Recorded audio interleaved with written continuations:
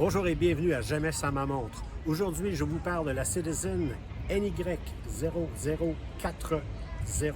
Restez jusqu'à la fin pour savoir pourquoi nous sommes en Italie et pourquoi on parle de la Citizen.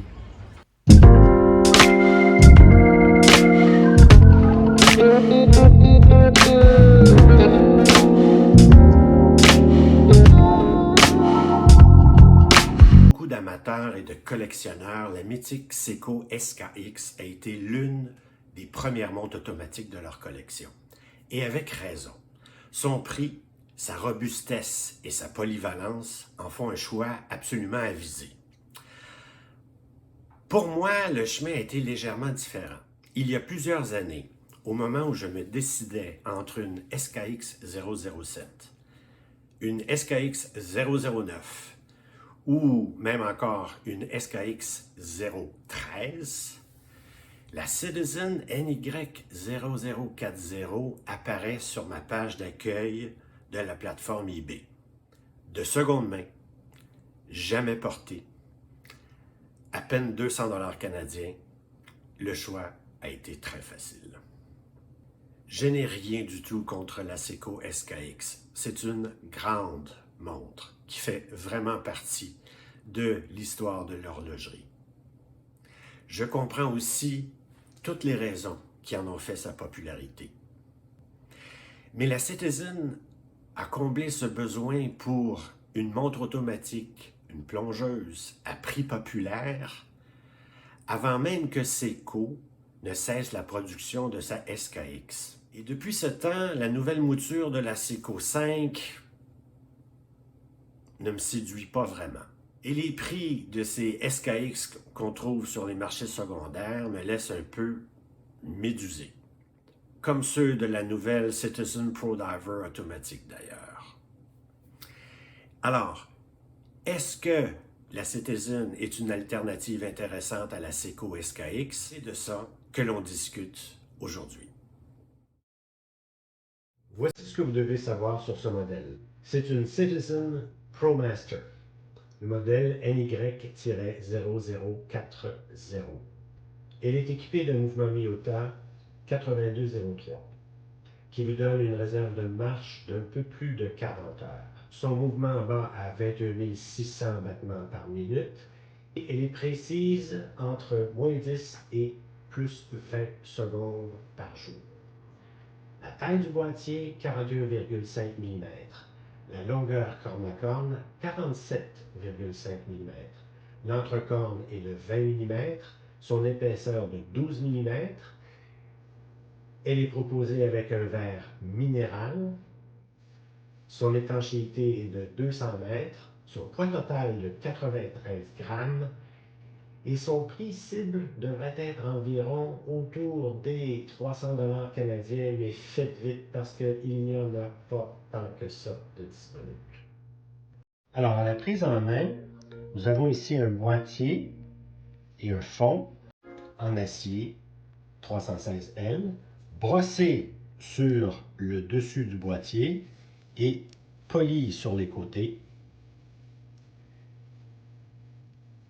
Alors, remarquez ici les cornes et la lunette brossées.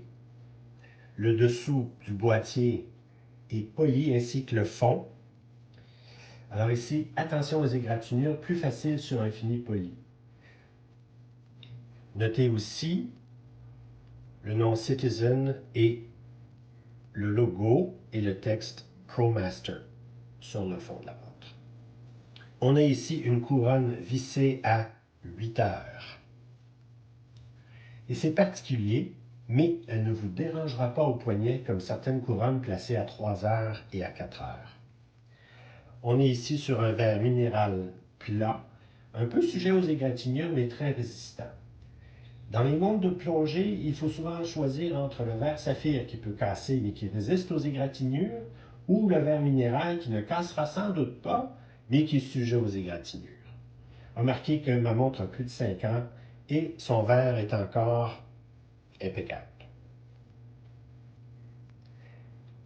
La lunette est particulière parce que, d'abord à première vue, vous noterez ici que les rainures antidérapantes sont en 6 positions autour de la lunette, au lieu de finement ciselé sur le pourtour. Et ensuite, la lunette comporte que 60 clics seulement. Mais il n'y a aucun jeu, et oui, tout est très bien aligné. Alors, sa résistance est assez moyenne. Je pense que ça varie un peu d'une montre à l'autre.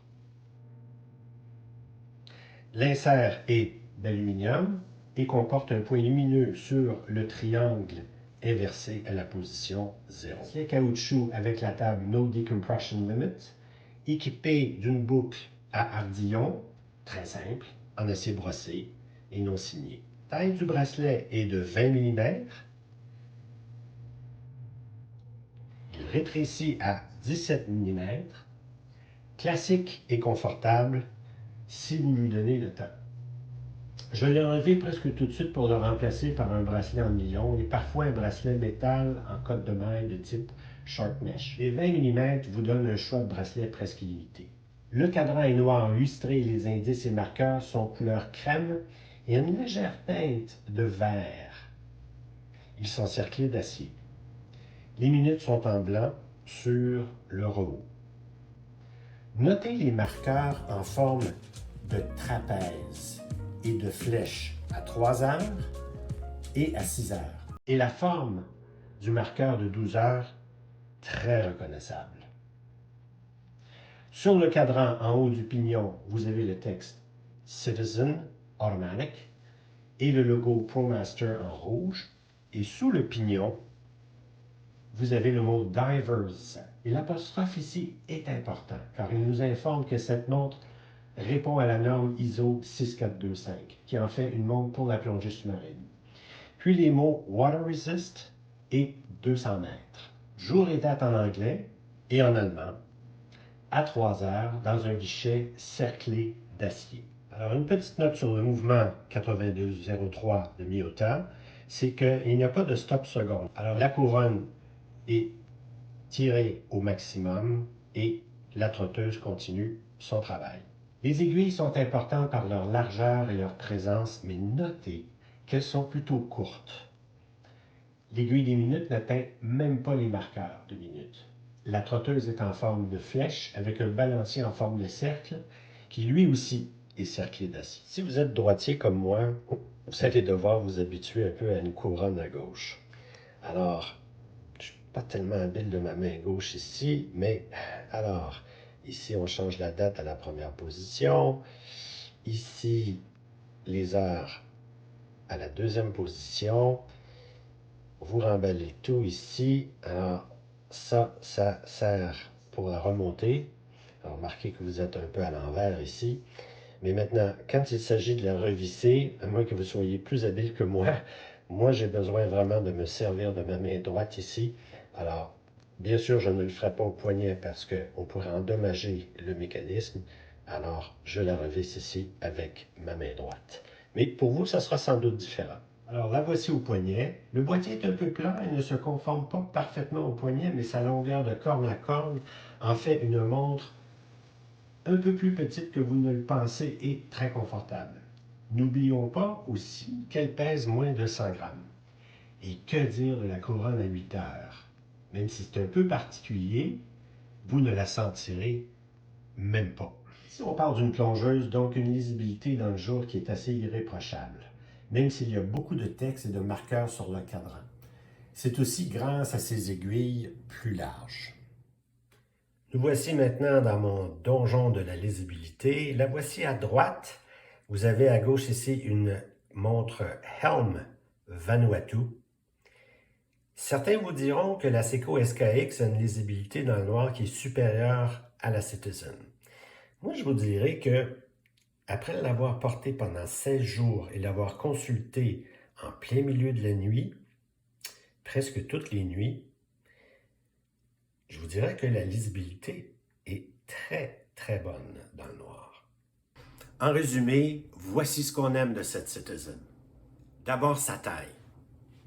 Juste la bonne taille qui plaît à tout le monde, à pas tout à fait 42 mm, et une longueur de corne à corne plus compacte. Vous avez un poignet plus fin, celle-ci est peut-être pour vous. Deuxièmement, sa robustesse. C'est vraiment une tool watch. Elle n'a pas du tout la prétention de pouvoir être portée avec un smoking comme d'autres montres de plongée. Pas du tout. La troisième raison est sa crédibilité. C'est un outil qui a été conçu pour les plongeurs et les plongeuses et ceux-ci lui démontrent le respect qu'elle mérite. Voici les choses qu'on aime moins de cette Citizen. D'abord, son design. Pas tout ce qui a été conçu et dessiné dans les années 90 plaît à tout le monde. Deuxièmement, son bracelet. À ma connaissance, elle n'est disponible que sur ce bracelet de caoutchouc. Pas de bracelet d'acier disponible sur cette Citizen. Donc, il vous faudra en trouver un qui s'agence à cette montre, mais à 20 mm, ça ne sera pas très difficile. Et troisièmement, le verre. La plupart d'entre vous préférez une montre avec un verre saphir. C'est une montre qui est offerte avec un verre minéral, bien que vous pourriez le changer si vous y tenez vraiment.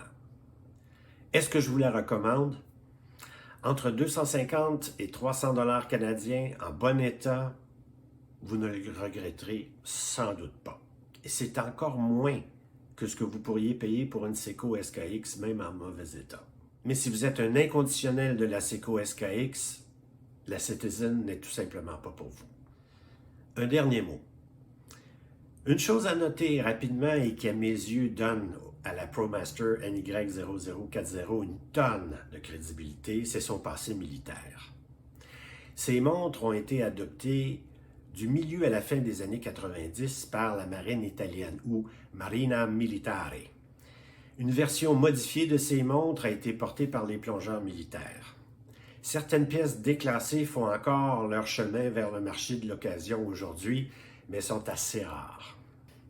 Vous allez pouvoir les reconnaître assez facilement car le mot Citizen a été remplacé par Marina Militare et l'indice d'étanchéité n'est plus 200 mètres, mais 500 mètres.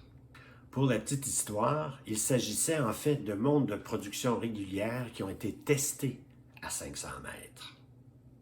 Donc, soyez assurés que dans la vie de tous les jours, cette montre vous donnera l'étanchéité dont vous avez besoin. Il est donc assez peu probable que vous pousserez les limites de cette montre. Et c'est d'ailleurs la raison pour laquelle je l'ai emportée dans mes bagages pour un voyage en Italie récemment. Des excursions, beaucoup de déplacements, des baignades dans les mers tyrrhéniennes, ioniennes et adriatiques. 16 jours au poignet sur un bracelet en nylon. C'était la montre parfaite pour mon séjour. Ensuite, jetez un petit coup d'œil sur la version en bleu avec le bracelet bleu. La jaune sur bracelet jaune. Plus rare, elles valent le déplacement. Et sinon, la version au cadran tout illuminé. Si comme moi vous êtes un fan des montres Citizen, en voici deux incontournables dans la série ProMaster. D'abord, la Citizen Nighthawk, une EcoDrive Aviateur GMT étanche à 200 mètres qui en offre beaucoup, et la Citizen Tough EcoDrive, fini titane spécial, robuste, simple et passe-partout. N'oubliez pas de vous abonner, de donner un like à la vidéo et de laisser des commentaires. Merci à vous. Merci d'être resté jusqu'à la fin et au plaisir de vous retrouver dans une prochaine vidéo très bientôt. À bientôt.